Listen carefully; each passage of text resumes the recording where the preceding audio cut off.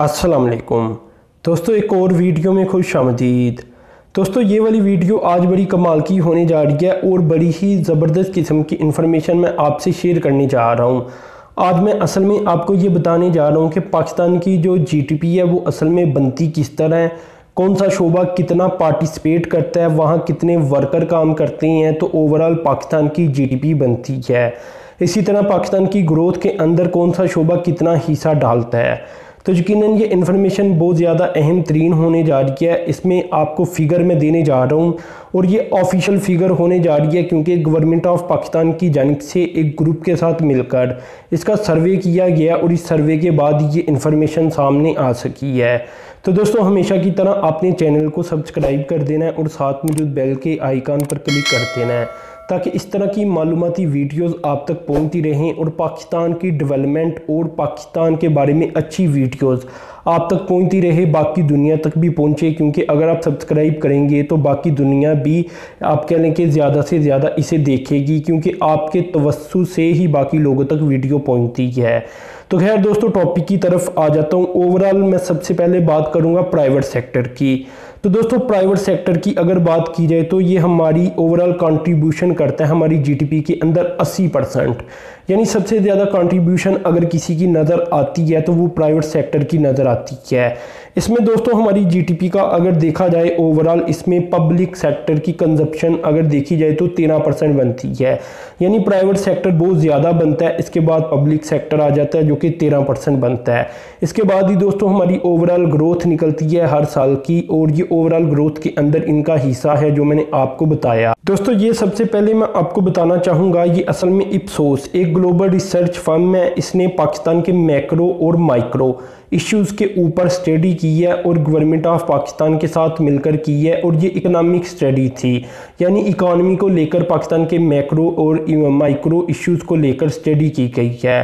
तो इनकी जानिब से ये डिटेल हमें दी गई है कि कौन सा शोबा कितना कंट्रीब्यूट कर रहा है पाकिस्तान की जीडीपी के अंदर भी, और पाकिस्तान का जो ग्रोथ रेट हर साल निकलता है इसके अंदर भी। और दोस्तों, ये भी मैं आपको बता दूं कि पाकिस्तान के फिनेंस मिनिस्टर यानी आपको पता है डॉक्टर हफीज़ पाशा, ये भी इसमें शामिल थे। इस स्टडी को इन्होंने आप कहने के रिकॉग्नाइज करवाया है, इन्होंने खुद मिलकर सुपरविजन की है इस स्टडी की।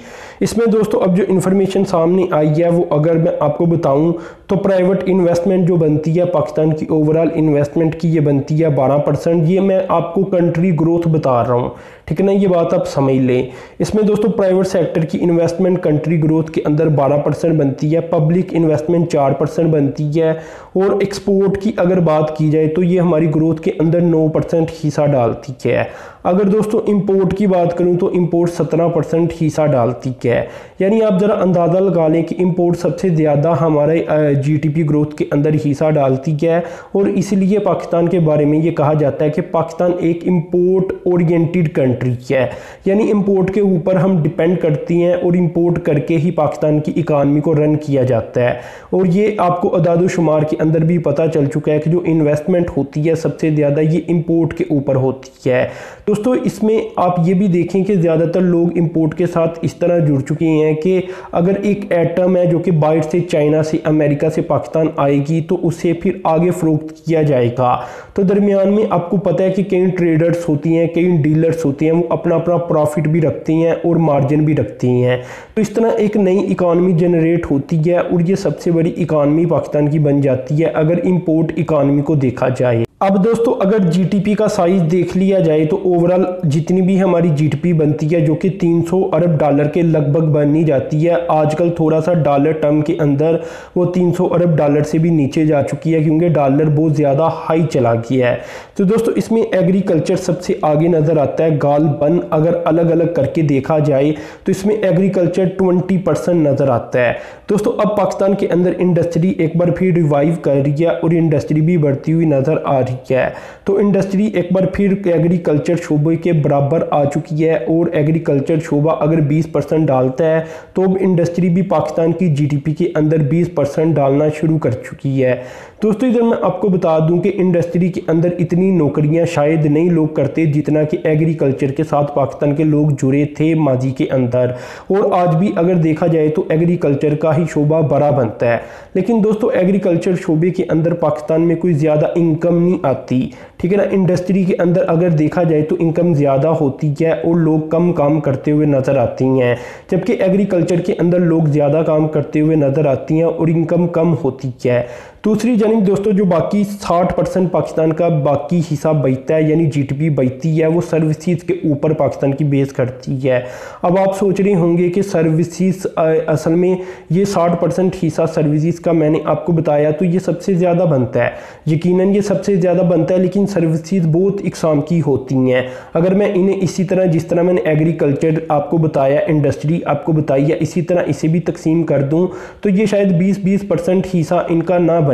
इसलिए मैंने आपको बताया कि एग्रीकल्चर 20% एक ज़बरदस्त हिस्सा बनता है, 20% इंडस्ट्री बनती है और बाकी 60% सर्विसेज बन जाती हैं। जैसा कि दोस्तों अगर एग्जाम्पली मैं आपके सामने रखूं तो सर्विसेज के अंदर ही अगर डोमेस्टिक होलसेल की बात की जाए, आपको पता है कि डोमेस्टिकली भी होलसेल होता है और होलसेल ट्रेडर्स होते हैं।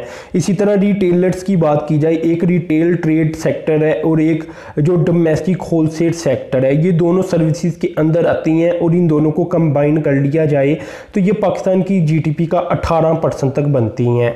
यानी सर्विसेज के अंदर अगर मैंने किसी को अलग किया तो वो आपके सामने मैंने रखा कि इसका हाईएस्ट रेशो बनती है 18% और ये ज़बरदस्त रेशो बनती है क्योंकि आप खुद ही देखें कि मैंने जैसा कि अभी बताया कि इंपोर्ट के साथ पाकिस्तान की इकानमी बहुत ज़्यादा जुड़ चुकी है। तो ये 18% ज़्यादातर जो ट्रेडर्स मैंने आपको बताए जो कि रिटेल ट्रेड करती हैं वो ज़्यादातर इंपोर्ट बेस के ऊपर ही करती हैं, यानी बाहर से प्रोडक्ट आती है और आगे इसी के ऊपर होलसेल भी किया जाता है और रिटेल भी किया जाता है।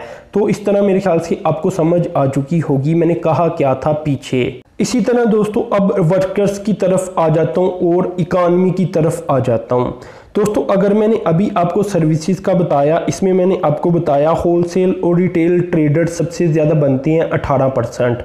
दोस्तों ये 18% असल में पाकिस्तान के अंदर 8.5 मिलियन वर्कर्स भी रखती हैं, यानी ये सबसे ज़्यादा बड़ी तादाद है वर्कर्स की जो कि रिटेल शोबे के साथ जुड़े हुए नज़र आती हैं और होलसेल शोबे के साथ जुड़े हुए नज़र आती हैं। यानी पाकिस्तान में 85 लाख लोग इस शोबे के साथ अटैच हैं और दोस्तों ये पाकिस्तान के अंदर 52 अरब डॉलर की इकानमी जनरेट करती हैं, जो कि बहुत अच्छी इकानमी बन जाती है अगर देखा जाए। इसके बाद दोस्तों कम्युनिकेशन का शोबा आ जाता है, ट्रांसपोर्ट का शोबा आ जाता है, एजुकेशन हेल्थ का शोबा आ जाता है। तो यहाँ अगर मैं आपको सबसे पहले ट्रांसपोर्ट के शोबे की बताऊँ तो यहाँ 2.8 मिलियन लोग जॉब करते हुए नज़र आती हैं। इसी तरह दोस्तों अगर दूसरा मैं आपको बताऊँ एजुकेशन और कम्युनिकेशन शोबे की, तो कम्युनिकेशन शोबे के अंदर 2.1 मिलियन लोग जॉब करते हुए नज़र आती हैं और एजुकेशन शोबे के अंदर 0.7 मिलियन। तो ये एक अच्छी खासी तादाद हमें नज़र आ रही है जो कि इन शोबों के साथ भी जुड़ी है। तो खैर दोस्तों ये मोटी मोटी इन्फॉर्मेशन मैंने आपसे शेयर की और आज मैंने आपको बता दिया कि जीडीपी ग्रोथ में कौन कितना हिस्सा डालता है और ओवरऑल जीडीपी के अंदर कौन सा शोबा कितना हिस्सा डालता है। तो दोस्तों आपने चैनल को सब्सक्राइब कर देना है, वीडियो को लाइक शेयर और कमेंट कर देना है।